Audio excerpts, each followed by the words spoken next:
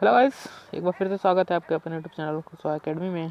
तो यार आज के वीडियो में जो हम लोग सॉल्व करने वाले हैं हिंदी क्लास 10th का मॉडल पेपर जो कि उन्हें सिलेबस पे बेस्ड है। और हमारी पिछली वीडियो में हमने जो है साइंस का, एसएसटी का और इंग्लिश का मॉडल पेपर सॉल्व कर लिया है, तो उसके लिंक आपको डिस्क्रिप्शन में मिल जाएंगे। तो ज़्यादा समय ना गवाते हुए चलिए सीधे वीडियो को शुरू करते हैं। और यहाँ पर हमारा जो फर्स्ट वाला क्वेश्चन है वो है कि निम्नलिखित कथनों में से किसी एक को पहचान के कौन सा कथन सही है उस पर टिक लगाना है। तो देखिए यहाँ पे जो पहला ऑप्शन है वो हमारा भारत हिंदू हरिश्चंद्र आलोचना साहित्य के जनक माने जाते हैं, तो ये रॉन्ग है। दूसरा आचार्य रामचंद्र शुक्ल प्रसिद्ध निबंधकार थे, तो देखिए ये वाला पॉइंट हमारा सही है। हम मित्रता निबंध के लेखक राय कृष्णदास हैं, तो देखिए ये भी गलत है। और गुनाहों का देवता के रचनाकार मुंशी प्रेमचंद थे, तो ये भी गलत है। हमारा केवल ये सेकंड वाला सही है, तो हमने उस पर टिक लगा दिया। अब चलते हैं अपने सेकंड वाले क्वेश्चन पे। हमारा सेकंड वाला क्वेश्चन ये है कि निम्नलिखित में से किसी एक रचनाकार का नाम लिखिए। निम्नलिखित कृतियों में से किसी एक के रचनाकार का नाम लिखिए। तो देखिए हमारा जो पहला है वो है आवारा मसीहा। तो आवारा मसीहा के जो लेखक थे वो थे विष्णु प्रभाकर जी, ठीक। और सेकंड है हमारा अर्धनारीश्वर। और अर्धनारीश्वर के जो लेखक थे वो थे हमारे रामधारी सिंह दिनकर, ठीक। और क्या भूलूं क्या याद करूं, जो थर्ड वाला है इसके लेखक थे हरिवंश राय बच्चन, ठीक। और ये जो हमारा फोर्थ वाला है कि कलकत्ता से पिकिंग, तो इसके लेखक थे भगवत सराय उपाध्याय, ठीक। अब चलते हैं अपने थर्ड वाले क्वेश्चन पे। हमारा थर्ड वाला क्वेश्चन ये है कि वट पीपल के रचयिता का नाम लिखिए। तो देखिए वट पीपल के रचयिता जो थे वो थे रामधारी सिंह दिनकर जी, ठीक। हमारा जो फोर्थ वाला क्वेश्चन है यानी सरस्वती पत्रिका किस युग में प्रकाशित हुई थी, तो सरस्वती पत्रिका जो है द्विवेदी युग में प्रकाशित हुई थी, ठीक। और यहाँ जो पांचवा वाला क्वेश्चन है और यह है कि ठलुआ क्लब के लेखक का नाम लिखिए। तो देखिए ठलुआ क्लब के जो लेखक थे वो थे गुलाब राय, ठीक। ये निबंध है और इसको लिखा था गुलाब राय जी ने, ठीक। तो अब हम चलते हैं अपने सेकंड वाले क्वेश्चन पे। और यहाँ पे हमारा जो सेकंड का क वाला क्वेश्चन है वो ये है कि प्रगतिवादी कविता की किन्हीं दो विशेषताओं का उल्लेख कीजिए। तो देखिए प्रगतिवादी जो कविता थी उनके दो उल्लेख में देखिए पहला ये था कि उसमें क्रांति की भावना थी, ठीक। और दूसरा ये था कि सामाजिक यथार्थवाद था उसमें, और मानव की महत्ता का प्रतिपादन था, और शोषित वर्ग की पीड़ा का चित्रण था उसमें, ठीक। तो ये चार विशेषताएं थी प्रगतिवादी कविता की। और यहाँ पे जो हमारा सेकंड का ख वाला क्वेश्चन वो है कि रीतिकाल के दो प्रमुख कवियों का नाम लिखिए। तो देखिए रीतिकाल के दो प्रमुख पहले थे हमारे बिहारी लाल जी और दूसरे थे भूषण, ठीक। ये हो गया। अब यहाँ पे जो हमारा तीसरा वाला क्वेश्चन है कि तीसरा सप्तक काव्य संग्रह का प्रकाशन किस वर्ष में हुआ। तो देखिए तीसरा सप्तक जो है इसका प्रकाशन जो है ये आपका तीसरा सप्तक सन 1959 ईस्वी में अज्ञेय के संपादकत्व में प्रकाशित हुआ था। अब हम चलते हैं अपने थर्ड वाले क्वेश्चन पे। देखिए थर्ड वाला क्वेश्चन ये है कि निम्नलिखित गद्यांशों में से किसी एक के नीचे दिए गए प्रश्नों का उत्तर दीजिए, ठीक। तो इसमें हमको जो है आपको दो गद्यांश दिए हुए हैं, एक क वाला और एक ख वाला। अब आपको ये दोनों गद्यांशों को पढ़ना है और फिर इसके बाद ये जो नीचे हमको आंसर दिया हुआ है, क्वेश्चन दिए हुए इसके आंसर देना है। तो चलिए हम सीधे अपने ख वाले जो ख वाला गद्यांश है मैं उसका आपको जो है क्वेश्चन आंसर बता दे रहा हूँ। तो देखिए ख वाला गद्यांश जो है इसमें पहला क्वेश्चन ये है कि उपयुक्त गद्यांश का संदर्भ लिखिए। तो संदर्भ में देखिए क्या लिखा जाता है, तो बस हमें इसमें ये लिखना है कि प्रस्तुत गद्यांश हमारी पाठ्य पुस्तक के गद्य खंड में संकलित पाठ ममता से लिया गया है, ठीक। इसके लेखक जयशंकर प्रसाद जी हैं। तो बस संदर्भ में आपको इतना ही लिखना है। सेकेंड क्वेश्चन ये है कि रेखांकित अंशों की व्याख्या कीजिए। तो देखिए इसकी जो व्याख्या करना है तो इसको व्याख्या आपको अपने तरह से लिखना है, ठीक। कुछ भी आप लिख सकते हैं इससे मिलता जुलता, जैसे हे भगवान तो हे भगवान तब के लिए विपद के लिए इतना आयोजन, मेरे इस पिता को धिक्कार है जिसने मुसीबत के समय के लिए अपना ईमान और धर्म बेचकर घूस के रूप में जो है ये स्वर्ण प्राप्त किया, ठीक। तो इसी से मिलता जुलता आपको इसकी व्याख्या करना है। और देखिए जो थर्ड वाला क्वेश्चन है ये कि विपद के लिए इतना आयोजन, ठीक। यहाँ इतना आयोजन के द्वारा किस आयोजन की बात की गई है। तो देखिए जो थर्ड वाले का आंसर होगा वो ये होगा कि ममता के पिता चूड़ामणि ने उसके भविष्य की चिंता करते हुए उसे 10 थाल भर को सोना उपहार में दिया, ठीक। चूड़ामणि चूड़ामणि को यह सोना उत्कोच यानी घूस के रूप में प्राप्त हुआ था। चूड़ामणि के इसी घूस की बात इतना आयोजन के द्वारा की गई है, ठीक। तो ये हो गया हमारा थर्ड वाला क्वेश्चन। अब हम चलते हैं अपने फोर्थ वाला क्वेश्चन पे। देखिए फोर्थ वाला क्वेश्चन भी हमें यही है कि यहाँ पे देखिए हमें निम्नांकित पद्यांशों में से किसी एक की संदर्भ सहित व्याख्या कीजिए तथा उसका काव्य सौंदर्य भी लिखिए।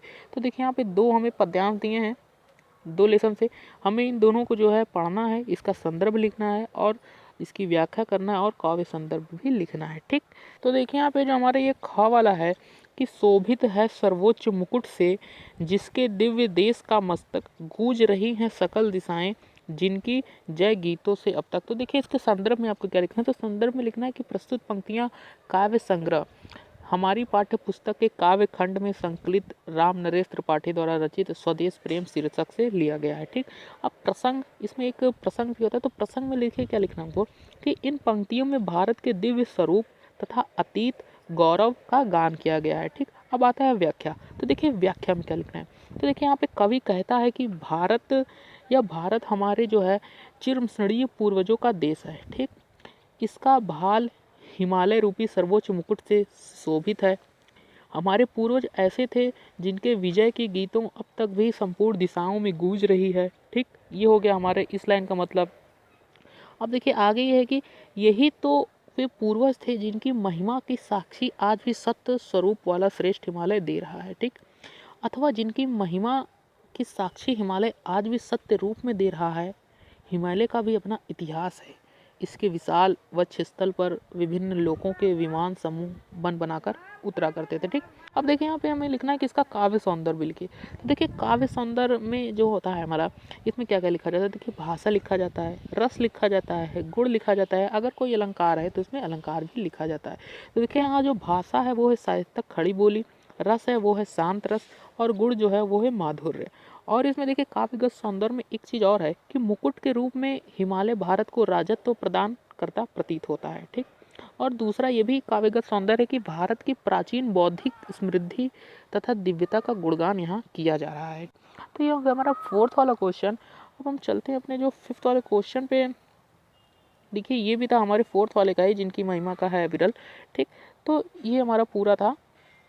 अब देखिए हमारा फिफ्थ वाला क्वेश्चन क्या है, तो देखिए फिफ्थ वाला क्वेश्चन हमारा ये है कि निम्नलिखित लेखकों में से किसी एक लेखक का जीवन परिचय देते हुए किसी एक रचना का नाम लिखिए, जिसमें से पहला है आचार्य रामचंद्र शुक्ल, भगवत सरल उपाध्याय, और तीसरा है डॉक्टर राजेंद्र प्रसाद।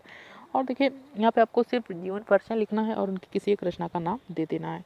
तो देखिए एक बात गौर करिएगा आप लोग कि हिंदी में जो है आचार्य रामचंद्र शुक्ल का जीवन परिचय जरूर याद करिएगा, क्योंकि ये 100% आता ही आता है। ठीक, अब देखिए सेकेंड वाला जो क्वेश्चन है हमारा, यानी पाँचवें का ख, वो ये है कि निम्नलिखित कवियों में से किसी एक कवि का जीवन परिचय दीजिए तथा उनकी किसी एक रचना का नाम लिखिए, जिसमें से फर्स्ट है तुलसीदास, सेकेंड है मैथिली शरण गुप्त, और तीसरा है महादेवी वर्मा।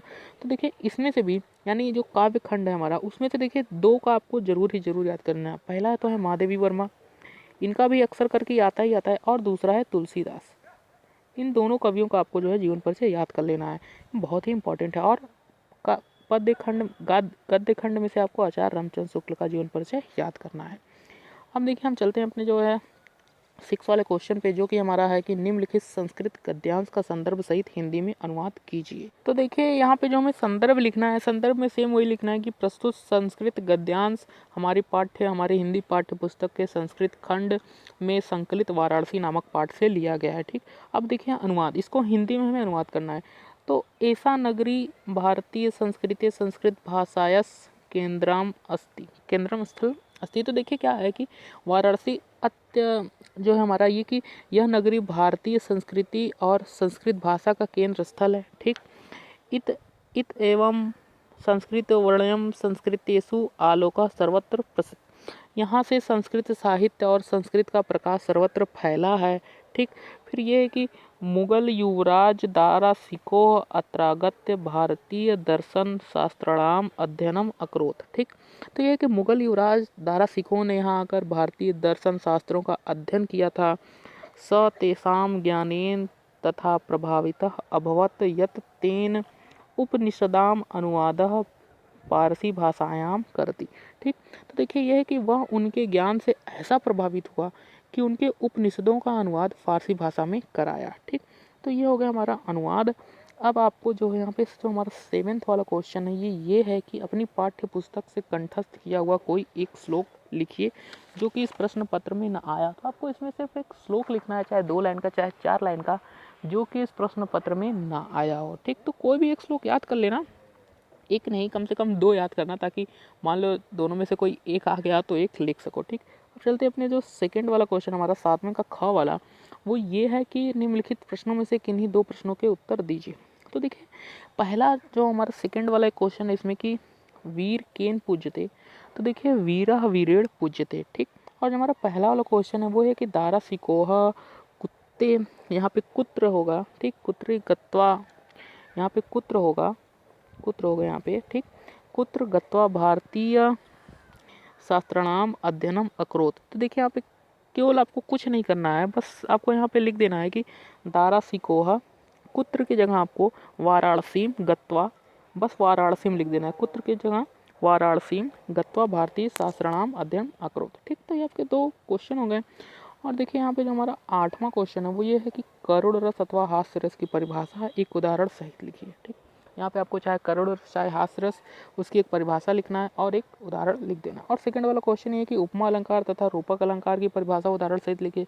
तो आपको अलंकार याद करना पड़ेगा, रूपक अलंकार और उपमा अलंकार, आपको इसकी कोई एक परिभाषा लिख देना है।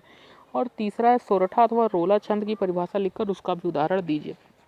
तो देखिए सोरठा और रोला का भी आपको यहाँ पे जो है वो लिखना पड़ेगा। तो देखिए आपको बस ये तीनों जो है ये आपका मेन है, जो आपसे आपको नंबर आप उठा सकते हो। करुण रस अथवा हास्य रस की परिभाषा ये हमेशा आता है, दोनों में से एक चाहे जो याद कर लीजिए। उपमा अलंकार रूपक अलंकार दोनों में से चाहे एक, सोरठा अथवा रोला ये दोनों तो याद करना ही है आपको, ठीक। अब चलते हैं 9th वाला क्वेश्चन पे। 9th वाला क्वेश्चन हमारा ये है कि निम्नलिखित उपसर्ग में से किन्हीं तीन के मेल से एक एक शब्द बनाइए। मतलब उपसर्ग यानी जो आगे लगता है। तो देखिए अ दिया है, अधि दिया है, अनु दिया है, सह दिया है, अभि दिया है और सु दिया है, ठीक। तो चलिए यहाँ किसी भी से भी हमें किन्हीं तीन के एक मेल से एक एक शब्द बनाना है, तो किसी तीन का भी एक बना लेते हैं। तो देखिए जैसे अभी हो गया हमारा, यहाँ पे जो हमारा एक है ये चौथा वाला अभी, तो देखिए अभी से एक शब्द अभिमान बन गया, ठीक। अब यहाँ पे एक अनु दिया है तो अनु से अनुपम बन गया, ठीक। और यहाँ पे एक अधि दिया है तो अधि से अधिकाधिक। तो यही जो आपको जो आगे लगते हैं उन्हीं से हमको यहाँ पे उपसर्ग उन्हीं को कहते हैं। तो उन्हीं से तीनों में से एक शब्द बनाना था, तो तीनों से हमने कोई भी आप तीन से इसमें शब्द बना सकते हैं। देखिए ख वाला क्वेश्चन जो है वो ये है कि किन्हीं दो प्रत्ययों का प्रयोग करके एक एक शब्द बनाइए। यानी प्रत्यय, प्रत्यय वह जो शब्द के पीछे लगते हैं, जैसे आई, आई यानी पढ़ाई भलाई, ठीक। पन बचपन पचपन, ठीक। इससे कोई भी शब्द आप बना सकते हैं इसमें। अब देखिए यहाँ पे जो हमारा ये वाला क्वेश्चन है ग वाला, कि इसमें निम्नलिखित में से किन्हीं दो विग्रह सहित समास का नाम लिखिए, ठीक। तो यहाँ पे चार दिया हुआ है, इसमें से आपको किसी दो का जो है हमें यहाँ पे समास का नाम विग्रह सहित लिखना है, ओके। तो देखिए इसमें से जो पहला वाला है ग का मुख नासिका, ये कौन सा समास है? तो देखिए ये हमारा है द्वंद्व समास। यानी ये कह रहा है मुख और नासिका, नासिका यानी नाक, तो मुख नासिका ये हमारा है द्वंद्व समास, ठीक। और यहाँ जो सेकंड वाला है वो है चतुष्पाद। चतुष्पाद यानी चार पैरों का समूह, चतुष मतलब चार और पाद मतलब पैर। तो देखिए ये है हमारा द्विगु समास, ठीक। यहाँ पे समूह से, जहाँ पे आपको समूह से ऐसा होगा वो होगा द्विगु समास। और जहाँ आर लगे जैसे राजा और रानी, खरा और खोटा, ये तो ये भी आपको जो है द्वंद्व समास है, ठीक। अब चलते हैं फोर्थ वाले क्वेश्चन पे, यानी घ वाला क्वेश्चन। वो है कि निम्नलिखित में से किन्हीं दो का तत्सम रूप लिखिए, जिसमें से पहला है चना, दूसरा है कुआं, तीसरा है चौराहा और चौथा है कछुआ, ठीक। तो देखिए इसमें से जो है आपको किन्हीं जो है दो का तत्सम रूप लिखना है। तो देखिए मैं यहाँ पे आपको बता दे रहा हूँ सिंपली। एक तो पहले चना का लिख लेते हैं हम लोग। तो चना का देखिए क्या होता है, चना का होता है चढ़क, ठीक। और कछुए का होता है कच्छप, ठीक। और चौराहा का होता है चतवरम, ठीक, चतवरम। और कुआं का होता है कूप, ठीक, कुआं का कूप होता है। तो आप इसमें से सिर्फ दो लिखना है, तो कोई भी आप लिख सकते हैं। अब चलते हैं अपने जो हमारा अंगा वाला क्वेश्चन है, वो यह है कि निम्नलिखित में से किन्हीं दो शब्दों के दो दो पर्यायवाची शब्द लिखिए, जिसमें से पहला दिया हुआ है कमल, ठीक, दूसरा दिया हुआ है गंगा, तीसरा दिया हुआ है दिन, चौथा दिया हुआ है नदी और पांचवा दिया हुआ है पुष्प। तो देखिए इसमें से आपको किन्हीं दो का जो है, किन्हीं दो शब्दों के दो दो पर्यायवाची लिखना है। तो देखिए कमल, देखिए कमल का क्या होता है, कमल का हम लिख सकते हैं पंकज, जलज, ठीक, ये हो गया। गंगा का भागीरथी, मंदाकिनी, ठीक, ये हो गया। अब देखिए यहाँ पे पुष्प, तो देखिए पुष्प का क्या होता है, पुष्प का फूल लिख सकते हैं, सुमन लिख सकते हैं, ठीक, ये हो गया आपका। अब देखिए हमारा जो 10th वाला क्वेश्चन है यहाँ पे वो क्या है, तो 10th वाला क्वेश्चन हमारा यह है 10th का क वाला, कि निम्नलिखित में से किन्हीं दो में संधि कीजिए तथा संधि का नाम लिखिए। तो यहाँ पे जो पहला है वो है कि गुरु प्लस आदेश सह, दूसरा है अभि प्लस उत्तरम, तीसरा है प्रति प्लस एक और चौथा है प्रीत प्लस आदेश। तो देखिए जो पहला वाला यहाँ पे हमारा है वो है कि गुरु प्लस आदेशा, ठीक। तो ये हो जाएगा गुरुवादेशा, ठीक, ये गुरुवादेशा हो जाएगा। और दूसरा है अभिउत्तरम, ये हमारा दूसरा अभिउत्तरम, तो ये क्या हो जाएगा, ये हो जाएगा अभिउत्तरम, ठीक, अभिउत्तरम, ठीक। और तीसरा है प्रति प्लस एक, तो ये हो जाएगा प्रत्येक। और चौथा है प्रीत प्लस आदेशा, तो ये हो जाएगा प्रीतादेशा, ठीक। अब चलते हैं ख वाले क्वेश्चन पे। हमारा ख वाला क्वेश्चन क्या है? ख वाला क्वेश्चन ये है कि निम्नलिखित शब्दों में से रूप तृतीया विभक्ति और बहुवचन में लिखना है। देखिए चाहे आप पहले वाले में से चाहे फल का लिखिए, चाहे मति का, चाहे फल चाहे मति, और दूसरे में से चाहे मधु का लिखिए, चाहे नदी का। तो देखिए तृतीया विभक्ति बहुवचन में लिखना है। तो देखिए फल का तृतीया विभक्ति बहुवचन क्या होता है? फलय होता है, ठीक। और देखिए यहाँ पे नदी का क्या होता है? नदी का तृतीया विभक्ति और बहुवचन वो होता है नदीभ्य, नदीभ्यः, ठीक, ये हो गया। अब देखिए यहाँ पे हमारा जो ग वाला क्वेश्चन है वो यह है कि निम्नलिखित में से किसी एक धातु लकार पुरुष तथा वचन का उल्लेख कीजिए। पहला है पट, दूसरा है हस। यहाँ पे हमको क्या लिखना है? हमको ये लिखना है कि पठता पठती पठंती, ठीक, ये लिखना है कि पठती पठता पठंती, पठसी पठता पठत, पठामी पठावह पठामा, ठीक, ये लिखना है। अब यहाँ पे जो हमारा घ वाला क्वेश्चन है वो यह है कि निम्नलिखित में से किन्हीं दो वाक्यों का संस्कृत में अनुवाद कीजिए। और यहाँ पे हमारा जो पहला वाला वाक्य है वो है कि काशी संस्कृत भाषा का केंद्र है। तो यहाँ पे हम लिखेंगे कि जो है काशी, यहाँ पे हमको लिखना है सिंपली कि यहाँ पे हम जो इसका हिंदी में अनुवाद करेंगे तो वो संस्कृत में जब अनुवाद करेंगे तो वो हो जाएगा कि काशी संस्कृत भाषायः केंद्रम अस्ति, ठीक। और दूसरा यहाँ पे हमारा वाक्य है वो है वह वाराणसी गया, तो वह का हो जाएगा सह, वाराणसी का वाराणसीम, गया का अगच्छत, ठीक। और तीसरा वाक्य है तुम वीर हो, तो तुम का हो जाएगा त्वम, ठीक, त्वम वीर का वीरः हो का अस्ति, ठीक। तो यहाँ पे हमारा जो चौथा है वो है कि छात्रों को सत्य बोलना चाहिए। तो देखिए क्या हो जाएगा कि छात्रः सत्यम वदेयुः, ठीक, ये हो गया। अब देखिए हमारा 10वें का कंप्लीट हो गया। अब चलते हैं हम 11th वाले क्वेश्चन पे। हमारा 11th वाला क्वेश्चन क्या है कि निम्नलिखित विषयों में से किसी एक विषय पर निबंध लिखिए, ठीक। यहाँ पे देखिए हमें जो है 5 दिया हुआ है। पहला विज्ञान के बढ़ते चरण, दूसरा भ्रष्टाचार की समस्या, तीसरा राष्ट्रीय एकता, चौथा पर्यावरण और स्वास्थ्य, और पांचवा है शिक्षा में खेलकूद की स्थान। देखिए इसमें से आपको 2 टॉपिक जो है, देखिए मैं 2 और टॉपिक बता दे रहा हूँ, वो 2 टॉपिक आप जरूर से जरूर तैयार कर लेना। पहला होगा आपका कि हमारा स्वच्छ भारत अभियान, ठीक, ये टॉपिक। और एक दूसरा टॉपिक होगा हमारा आपकी बार जो कोरोना वायरस है, तो इस पे यार जरूर से जरूर ये दोनों पे तैयार कर लेना। भले इस पाँचों में से कोई भी आप तैयार करना या ना करना, लेकिन स्वच्छ भारत अभियान और जो है कोरोना वायरस पे आप निबंध जरूर तैयार कर लेना। और देखिए अब हमारा जो 12th वाला क्वेश्चन और आखिरी क्वेश्चन है वो यह रहता है कि अपनी अपठित काव्य खंड के आधार पर निम्नलिखित प्रश्नों में से किसी एक का उत्तर दीजिए। जिसमें से पहला है क वाला ज्योति जवाहर काव्य खंड, ठीक। यहाँ पे जो ख वाला है वो है मेवाड़ मुकुट काव्य खंड, ठीक। ग वाला है मुक्ति दूत, घ है अग्र पूजा काव्य खंड, अंग है कर्ण काव्य खंड, च है कर्मवीर काव्य खंड, ठीक। और इसी तरह करके पूरे 9 खंड दिए हुए हैं, 9 खंड काव्य दिए हुए हैं, जिसमें से आपको कि हर, देखिए ये होता है ना कि हर जिले में अलग अलग चलता है। जैसे देखिए हमारे यहाँ जय सुभाष चलता है, तो हमें जब भी लिखना होगा तो हम जय सुभाष खंड काव्य के आधार पे, जैसे इसमें लिखा है ना पहला कि खंड काव्य किसी प्रमुख घटना का कथा संक्षेप में लिखे, तो इसमें जो कथा होगा किसी का आपको संक्षेप में लिखना है, ठीक। तो इसमें जब मैं लिखूंगा तो जय सुभाष का लिखूंगा। तो आप देखिएगा कि आपके ज़िले में कौन सा खंड काव्य चलता है, तो उसी के आधार पे आपको ये खंड काव्य तैयार करना पड़ेगा, ठीक। यहाँ पे लिखना क्या रहता है, तो देखिए इसमें से आधार में किसी निम्नलिखित प्रश्नों में से किसी एक का उत्तर आपको देना है, चाहे क का पहला दीजिए चाहे दूसरा, ठीक। तो देखिए हमारा हिंदी का जो है ये हमारा मॉडल पेपर हो चुका है ख़त्म, सॉल्व हो गया है। तो वीडियो को भी हम ख़त्म करेंगे। तो वीडियो अगर अच्छी लगे तो लाइक कर देना, शेयर कर देना, और हाँ यार कमेंट भी ज़रूर कर देना, और हाँ यार सब्सक्राइब तो करके ही जाना। मिलते हैं नेक्स्ट वीडियो में, तब तक के लिए धन्यवाद।